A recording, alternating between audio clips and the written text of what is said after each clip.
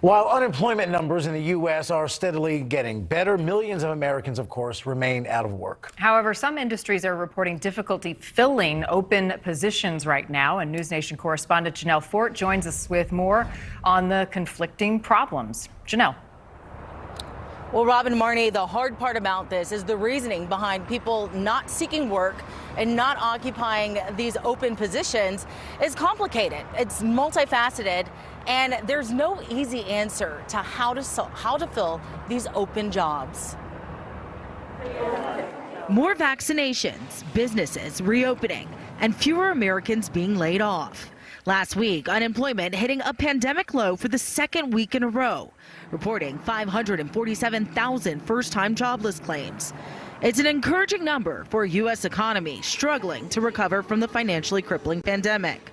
But there's still a ways to go. And at any other time, if we had seen, 500,000 plus people filing for unemployment claims, initial unemployment claims, we would say that's insane. That's crazy. That's just too huge of a number. Dr. Tom Smith, a finance professor at Emory University, says the labor market signaling a positive trend, but doesn't paint a complete picture. Our labor force participation rates haven't increased. And so we have to be careful with any kind of long run trend prediction. 17.4 million Americans still rely on some form of a jobless check, and some industries say they're hiring but can't find people to work. I have so many different ads out, and if I put up 20 different things, I'll have one person that will respond to me. One person, maybe two, and maybe one of those people will show up for an interview. The hospitality industry, one of the hardest hit in the pandemic, now easing back into business. I need enough kitchen staff. I have to have my food runners, my bussers, bartenders, servers.